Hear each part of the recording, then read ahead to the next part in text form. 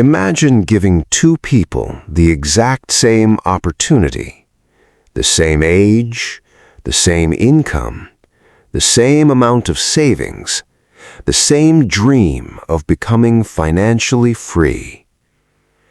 Now imagine checking back 20 years later, only to discover that one of them built a life they never had to escape from, while the other spent 2 decades constantly solving problems they never saw coming. The surprising part? Neither of them made a terrible decision. In fact, both followed advice that millions of people swear by. One chose real estate, the other chose the stock market. And what happened next reveals something almost every financial guru leaves out. Meet Daniel and Owen. They met during their first week at university and became the kind of friends who challenged each other about everything: career choices, business ideas, even who could save the most money before turning 30. After graduation, life pulled them in different directions. Daniel became a civil engineer. Owen accepted a position as a software developer. Neither earned a fortune overnight. There were years of saying no to vacations, driving older cars, skipping expensive restaurants, and watching friends spend money they couldn't really afford. It wasn't glamorous. But after nearly 8 years of disciplined saving, they both reached a milestone that felt almost impossible. One Saturday afternoon, they sat across from each other at their favorite coffee shop and smiled. Both of them had just crossed $100,000 in savings. To most people, that number represented freedom. To Daniel and Owen, it represented something even more important: a starting line. But while they agreed on the destination, they couldn't have disagreed more about the road that would get them there. Daniel leaned back in his chair and said, money should buy something real. He believed the wealthiest people owned assets they could see: buildings, land, businesses, things that continued to exist even when the stock market panicked. Owen shook his head. I don't want another job disguised as an investment. He had spent years studying long-term investing. Instead of chasing the next hot opportunity, he believed the greatest advantage an investor could have was patience. Neither man was trying to get rich quickly. They simply believed different systems produced the best results. A month later, they both invested every dollar, and that's when their lives quietly began moving in completely different directions. Daniel found exactly what he'd been searching for: a small duplex on the edge of a growing neighborhood. It wasn't luxurious. The paint was beginning to fade, the kitchen needed updating, the backyard looked like it hadn't been touched in years. Most buyers walked away. Daniel saw opportunity. He used his $100,000 as a down payment, secured a mortgage for the rest, and officially became a landlord before his 31st birthday. Holding the keys in his hand felt different.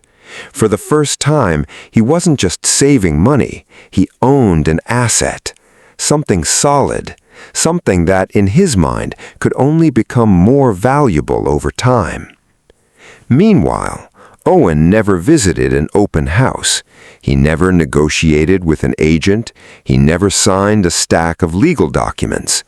One evening after dinner, he opened his laptop, transferred the entire $100,000 into a globally diversified portfolio of low-cost index funds, set up an automatic monthly investment from his salary, closed the laptop, and went to bed.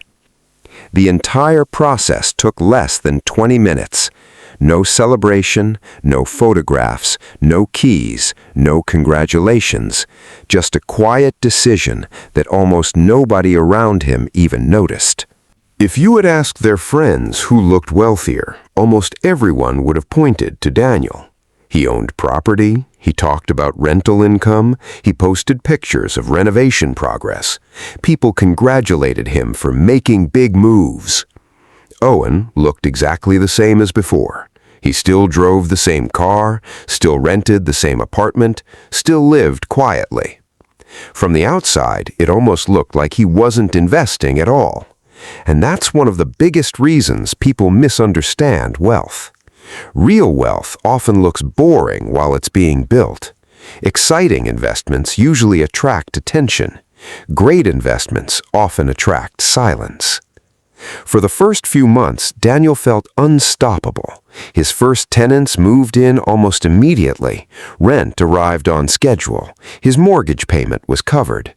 After running the numbers, it looked like the property was producing positive monthly cash flow. Every payment reduced his loan. Every month, he felt a little richer. Driving past the duplex after work became part of his routine.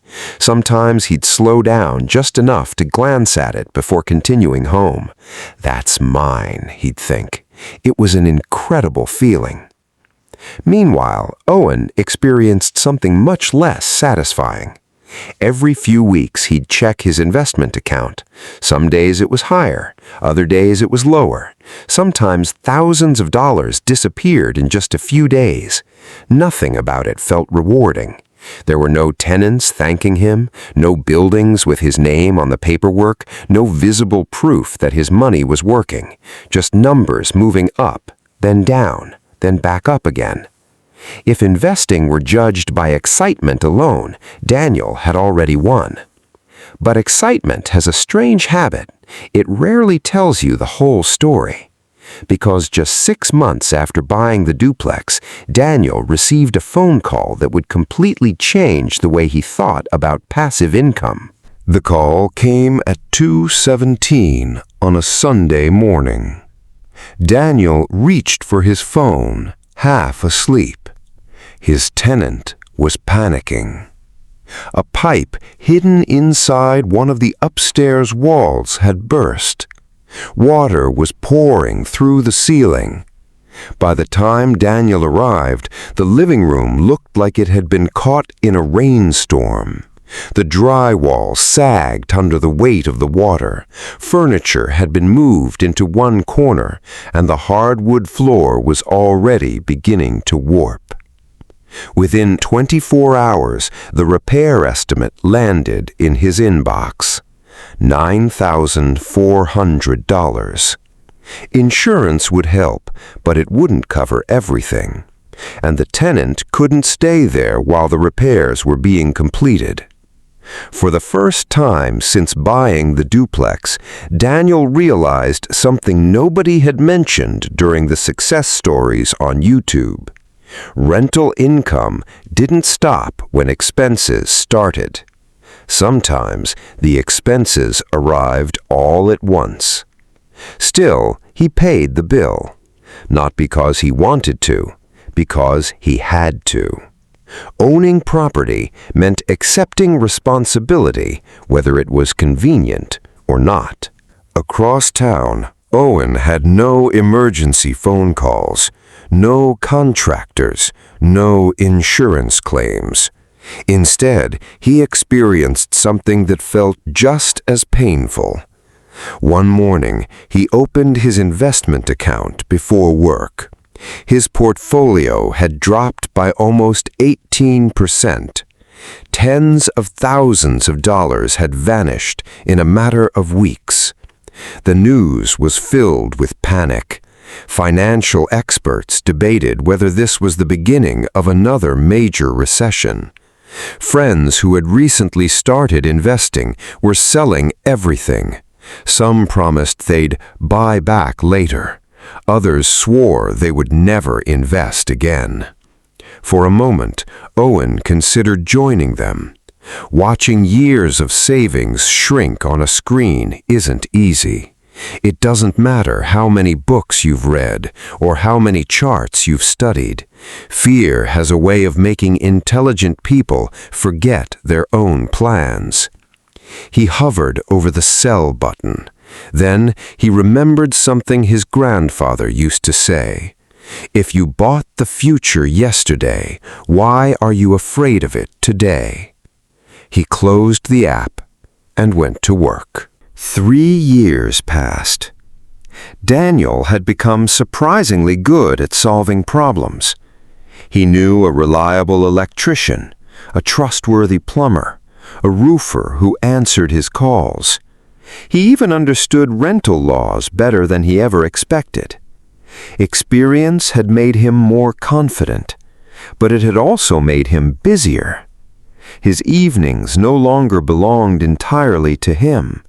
A leaking faucet, a broken refrigerator, a tenant moving out, another moving in. Every issue looked small on its own. Together, they quietly consumed hours that nobody included in investment return calculations. His wife noticed it before he did. One evening she asked, "When was the last weekend we had that wasn't interrupted by the duplex?" Daniel couldn't answer because he honestly couldn't remember. Owen's life looked almost uneventful. He received a promotion, increased his monthly investment, ignored the financial headlines. The market recovered. Then it reached new highs. The money he thought he'd lost eventually returned. Then it kept growing. Something interesting was happening. He wasn't making more money because he was contributing more. He was making more money because his investments had become large enough to generate their own momentum. It was subtle, almost invisible, but every year the growth became slightly larger than the year before. Compounding had quietly taken over. 5 years after their journey began, the two friends met for dinner. It had become an annual tradition. No competition, just honest conversations. Daniel couldn't stop talking about property values. The neighborhood around his duplex had transformed. New cafes, better schools, improved roads. His property had appreciated far beyond what he expected. On paper, he had created impressive wealth. Owen congratulated him because it was true. Daniel had made an excellent investment. Then Daniel smiled. "How's the stock market?" Owen laughed. "Honestly, I barely check anymore." Daniel looked confused. "You don't even know how much you have?" "I know enough," Owen replied. "It's doing exactly what I hired it to do." That sentence stayed with Daniel because he realized something. He hadn't hired his investment.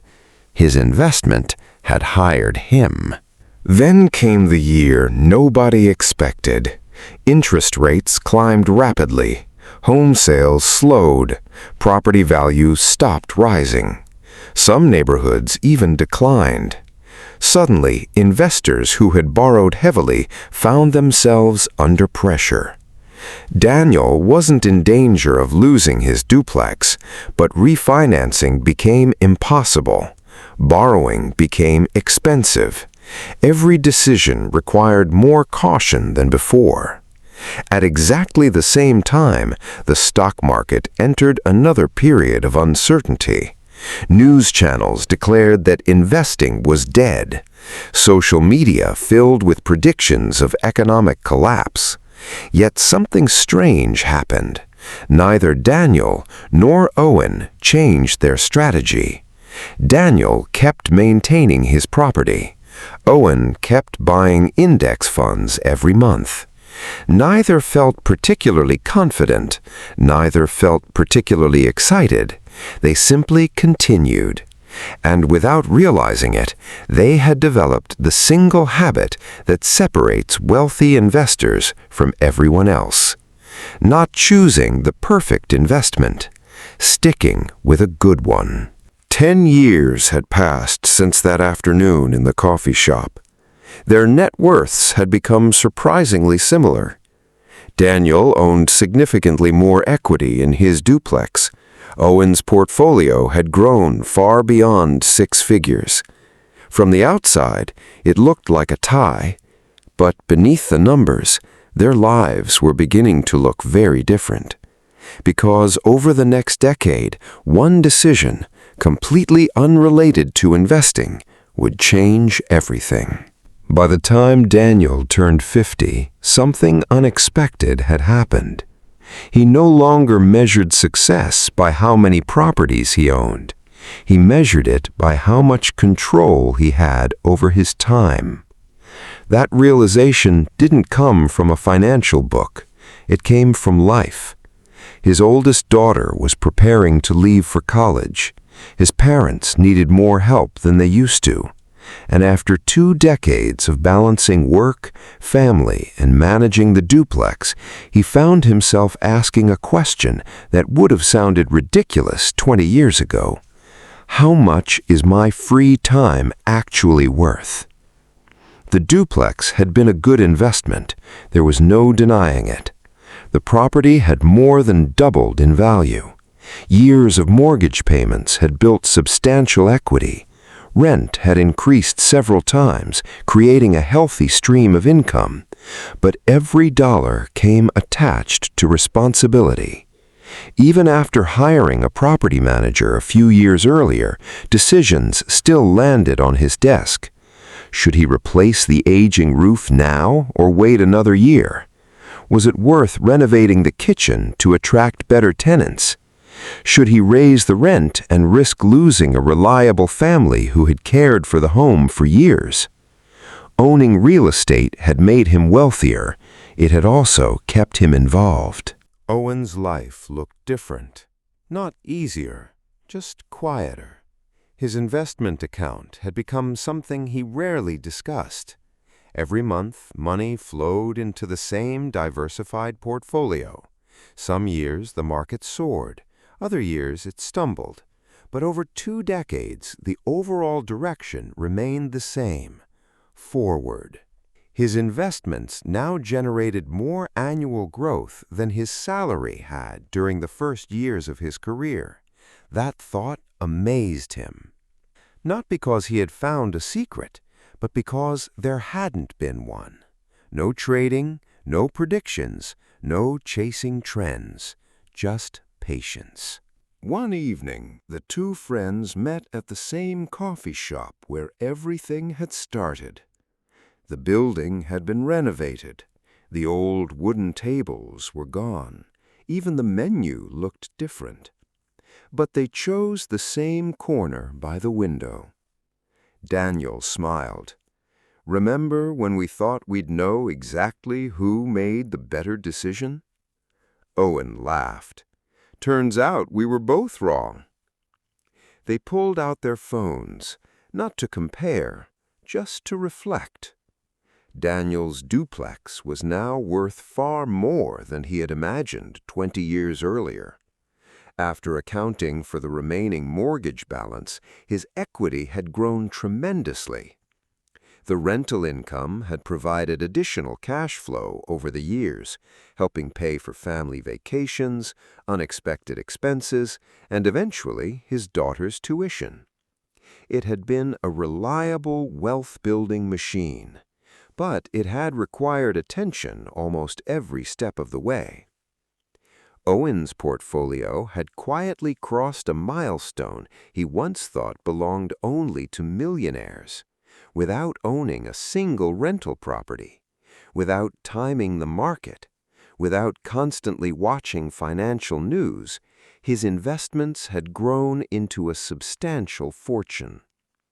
The difference between them wasn't nearly as dramatic as people expected. Daniel had built remarkable wealth. Owen had built remarkable wealth. Different paths, similar destinations. Yet neither believed their investment had been the real reason they succeeded. As they finished their coffee, Daniel looked out the window and said something that surprised even himself. "You know what the funniest part is?" "What's that?" "I spent years thinking the duplex was making me rich." He paused. Looking back, it wasn't the duplex. It was the habit that allowed me to buy it in the first place. Owen nodded. "Exactly. People spend so much time arguing about which investment is better. They never stop to ask whether they'll actually stick with it for 20 years. Because that's the part no spreadsheet can calculate. The investor who jumps from strategy to strategy almost always loses to the investor who simply refuses to quit. Some people buy rental properties, then sell after the first difficult tenant. Some invest in the stock market, then panic during the first crash. Neither investment failed. Their discipline did. Here's something most people never notice. The wealthiest investors aren't usually the smartest people in the room. They're the ones who survive long enough for time to do the heavy lifting. Time rewards consistency, not excitement, not predictions, not perfect timing, consistency. If Daniel had abandoned real estate after the flooded duplex, he would have missed years of appreciation. If Owen had sold everything during the market crash, he would have missed the recovery that followed. The greatest returns often arrive after the moments that convince most people to quit. So, who actually won?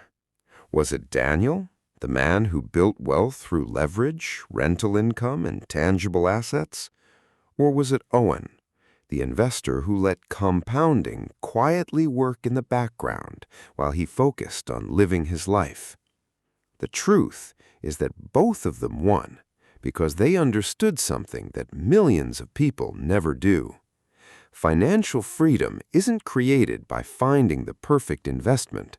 It's created by choosing a strategy you understand, a strategy you can afford, and a strategy you'll still believe in when life becomes uncomfortable. 20 years earlier, both men had started with the same amount of money, but money wasn't the reason they became wealthy. Their behavior was, and that's the part anyone can copy, no matter where you're starting today.